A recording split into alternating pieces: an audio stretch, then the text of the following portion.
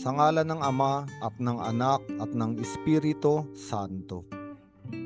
Humayot dalhin sa tanan, mabuting balitang aral. Ngayon ay ipinagdiriwang ang kapistahan ni Santo Tomas Apostol, kambal noong siya ay pangalanan, ngunit higit nakilala sa kanyang pag-aalinlangan. Ito ay naisulat sa Ebanghelyo ni San Juan noong unang araw nang si Jesus ay muling nabuhay mula sa kamatayan. Sa madilim na silid noong ang mga alagad ay nagtatago, nakapinid ang mga pinto sa takot sa mga Hudyo. Sa gitna nila kaginsa-ginsa si Kristo ay tumayo. Sila ay binati, kapayapaan ay sumainyo. At sa kanila ay hininga ang Espiritu. Binanggit niya rin, huwag kayong matakot, ako ito. At ipinakita ang kanyang mga sugat sa tagiliran, sa mga kamay at paa na nilagusan ng mga pako. Ngunit sa gayong tagpo, wala si Tomas, naroon siya sa ibang dako.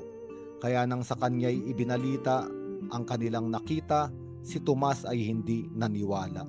Hanggat hindi niya raw nahawakan at nakikita mga sugat sa tagiliran, mga kamay at sa paa. Matapos ang 8 araw, noong muli silang nagkatipon, si Tomas din ay naroon. At muling nagpakita ang Panginoon. Sinabihan ang nag-aalinlangan, kamay mo ay ipasok sa aking tagiliran. Daliri ay ipasok sa kamay at paang nasugatan, sa mga butas kung saan ang mga pako ay pinaglagusan. Huwag nang mag-alinlangan, mapapalad ang sumasampalataya kahit hindi nakikita. Si Tomas ay naghayag, Panginoon ko at Diyos ko. At mula noon siya ay humayo at ipinahayag mabuting balita sa mundo. Ito rin ang sinasabi ng Salmo sa araw na ito. Dapat na purihin ang lahat ng tao, lahat ng bansa sa balat ng lupa, nawa ang Diyos ay madakila. Ngunit kung babalikan ang totoong dahilan kung bakit ba si Tomas ay nag-alinlangan, ating maaalala noong simula pa, nang ang mga alagad ay sumunod kay Jesus, lahat ay iniwan nila. Ibig sabihin, kanilang itinaya, mga mahal sa buhay, mga anak, ama at ina, maging mga hanap buhay na mahal sa kanila. Sinundan nila si Kristo sa pag-asa'y punong-puno, hanggang nakita nila na ang Mesiyas ay ipinagkanulo. Hinuli, nilitis, sa dilim ng gabi ay hinatulan ng mga walang puso. Sinaktan, pinahirapan at sa krus ay ipinako.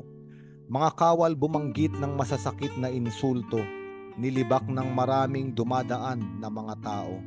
Sa tagpong ito, ang Kristo sa kamatayan ay sumuko. Kaya ang mga alagad, pangarap na inaasam, ay bigla na lamang gumuho. Ang mga totoong sugatan ay ang mga alagad na kabiguan ay nasaksihan. Ang Panginoong sinusundan ay nilamon ng kamatayan. Kaya masasakit ang kanilang kalooban, hindi na alam ang gagawin sa kinabukasan. Maging si Tomas sa kanyang alinlangan ay larawan ng isang taong sugatan. May dumurugong damdamin, may kaisipang nasa dilim. Kaya sa laki ng pagmamahal ng Panginoon na ayaw siyang limutin, si Jesus ay nagbalik sapagkat ayaw siyang ibilin. Iwanan sa kalagayang nababalot ng panindim, kapayapaan ay ibinigay, muling nilikha ang kanyang buhay, tulad ng pagdating ng isang bukang liwayway. Sinabi ni San Leo, isang taong banal at santo papang totoo, noong hawakan daw ni Tomas ang sugat niya ang naghilom, pagdurugoy na ampat, nagawang paghilumin, sakit na nararanasan, gayon din ang nangyari sa lahat ng sangkatauhan. Tulad ni Tomas at iba pang mga alagad, bawat tao rin ay dumaranas ng kasawiang palad. Kahit pa nga payapang buhay ang ating hangad, minsan tayo rin ay nalulugmok, sa lupa ay sumasadsad. Kasaysayang sugatan sa mga pasakit na ating dinaanan, mga matang luhaan, lihim na tumatangis ang katauhan. Sa araw na ito tayo rin ay inaanyayahan. Hawakan si Kristo na dala ay kagalingan. Ating mga pait sa mga sugat niya ay itago. Buhay na nanlulumo, kumapit sa kanyang mga pangako. mga nilalang na nais ng sumuko sa pag-ibig niya tumungo. Sa ating mga labi, sabihin din natin, Panginoon ko at Diyos ko, ako ay tulungan mo. Ang apostol na si Santo Tomas ay ikaw at ako. Minsay nag-aalinlangan ang pusong nalilito. Ngunit ang Diyos ay pinagmamasdan tayo. Sa atin ngayon ay sinasabi, kapayapaan ay sumasa inyo. Tanggapin ang banal na Espiritu, muli tayong lilikhain at sa atin ay magpapanibago. Luwalhati sa Ama at sa Anak at sa Espiritu Santo, kapara noong sa unang-una, ngayon at magpakailanman at magpasawalang hanggan. Amen.